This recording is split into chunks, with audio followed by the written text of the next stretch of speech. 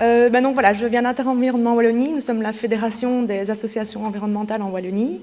Et alors, on a publié, suite aux inondations du mois de juillet passé, un manifeste en expliquant comment la nature pouvait être une solution à la résilience de notre territoire face au changement climatique. Alors, comme M. Paulus l'a dit, tout ce qui est valable en termes de nature pour les inondations l'est aussi pour les sécheresses.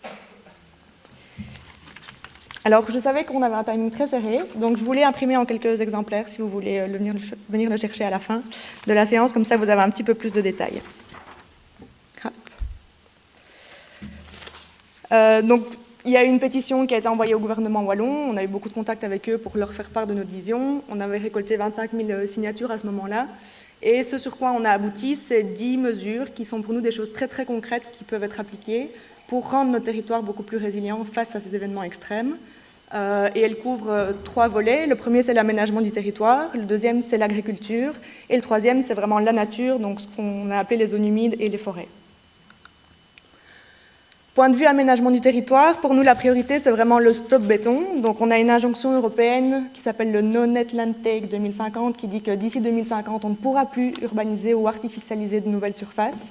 La Wallonie s'est approprié cet objectif et a même dit que pour elle, pour 2030, on aurait déjà réduit de 50% le rythme de l'artificialisation. On n'y est pas encore.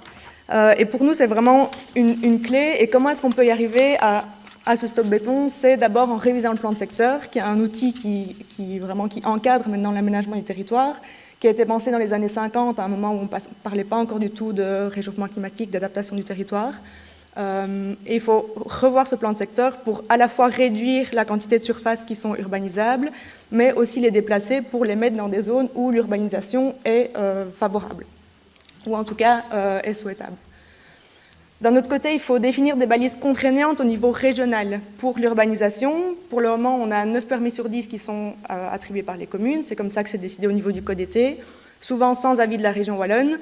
Et pour nous, ça empêche vraiment d'avoir une vision globale sur comment la région veut voir l'urbanisation, comment est-ce qu'on va effectivement mettre en place cette réduction de l'artificialisation.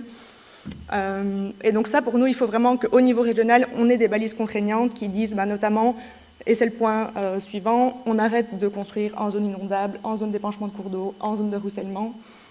Et pour ça, il y a toute une série de choses qui peuvent être mises en place, notamment quand vous faites un permis d'urbanisme, on doit demander l'avis à une cellule qui s'appelle la cellule GISER, qui est la cellule de gestion intégrée pour je regarde mes notes. Sol, érosion, ruissellement, bien vu. Et on aimerait bien que les avis de cette cellule soient contraignants. Si cette cellule, pour le moment, dit non, c'est pas favorable d'urbaniser cette zone parce qu'on a des risques de ce point de vue-là, que cet avis soit contraignant et pas juste consultatif. Alors, point de vue agriculture, on est maintenant dans un système agricole qui est un peu parfois en contradiction avec la nature. On a vraiment une perte de biodiversité, on a une perte de qualité au niveau des sols, et donc on a des sols qui sont très très imperméables, qui favorisent du coup une forte érosion, un fort ruissellement, et pas du tout une infiltration de l'eau. On a aussi une dégradation de la qualité des masses d'eau, à la fois d'eau de surface et d'eau souterraine, qui est due en partie à l'agriculture. Et donc pour nous, c'est vraiment un enjeu maintenant de concilier l'agriculture et la nature, principalement en redéveloppant un maillage écologique au sein des zones agricoles, donc à la fois en culture et dans les zones d'élevage. Et quand je dis maillage écologique, je pense à remettre des arbres, remettre des haies, remettre des mares, des bandes enherbées, qui vont vraiment à la fois permettre de ramener la biodiversité au sein des zones agricoles, qui vont aussi permettre de limiter le ruissellement en cas de pluie, de limiter la température au sol en cas de sécheresse, puisque quand on regarde la température au sol d'une zone de terre nue ou bien d'une bande enherbée ou alors sous une haie ou sous un arbre, on a vraiment des gradients de température qui sont très différents. On a 30% de nos prairies en Wallonie qui sont appelées des prairies sensibles d'un point de vue écologique. Ça veut dire qu'elles sont soit des prairies humides, soit c'est des prairies qui sont sensibles à l'érosion, soit ce sont des prairies qui abritent des espèces ou des habitats qui sont menacés. Une de nos propositions, c'est de conditionner l'octroi de subsides agricoles à l'interdiction de labourer ou de drainer ces prairies qui sont des endroits sensibles, qui vont être en cas de sécheresse vraiment un réservoir d'eau et qui vont permettre de servir de zone refuge pour toute une série d'espèces. Enfin, il faut vraiment soutenir les éleveurs et les agriculteurs à aller dans des modes de production qui sont beaucoup plus extensifs. Mais ça, je pense que M. Brahic va vraiment expliquer les mesures concrètes qu'on peut mettre en place pour ça.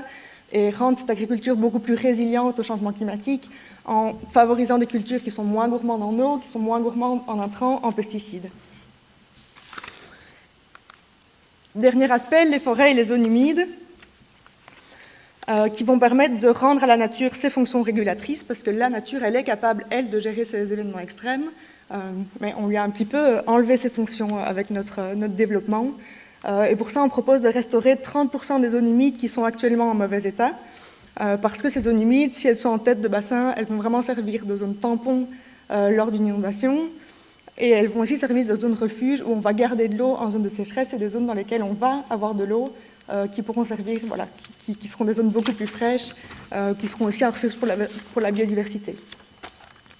On veut étendre le réseau Natura 2000 à 30% de la surface du territoire. Pour le moment, c'est 13%. Et on veut étendre le nombre de réserves naturelles à 10% de la surface du territoire. Pour le moment, c'est à peine 1%. Alors, être en Natura 2000, ça ne veut pas dire qu'on ne peut pas faire d'agriculture, ça ne veut pas dire qu'on ne peut pas faire d'exploitation forestière, ça veut juste dire qu'on doit le faire dans des conditions qui respectent la biodiversité et le développement durable. Enfin, réviser le code forestier, ça, François, tu l'as aussi un peu évoqué, pour avoir des forêts qui sont beaucoup plus diversifiées, à la fois en âge, avoir des arbres de plusieurs âges différents, et pas juste planter tout, faire une coupe à blanc et replanter et avoir des arbres qui ont un seul âge. Et à la fois en termes d'espèces, où plus on va varier les espèces d'arbres qu'on va mettre dans une parcelle, plus cette forêt va être résistante et résiliente au changement climatique, parce qu'en épisode de sécheresse, il y a des arbres qui vont s'ouvrir plus que d'autres. Il y a aussi des espèces qui seront plus résistantes à certains parasites. Et donc le fait de diversifier la forêt va faire en sorte que même si des arbres sont touchés par un ou l'autre phénomène, l'ensemble de la parcelle ne sera pas. Voilà, donc pour plus de détails, je vous invite à aller voir le site du manifeste No Nature, No Future. On l'a fait en collaboration avec Nata Gorel, WWF, et c'est un truc qui est toujours actif, donc que vous pouvez aller consulter. Et là, on travaille maintenant sur le fait de se dire, un an plus tard, suite à ces inondations, où est-ce qu'on en est? Et donc, on est en train de faire le travail de dire, qu'est-ce qui a été mis en place depuis? Donc voilà, ça va sortir, stay tuned. Merci.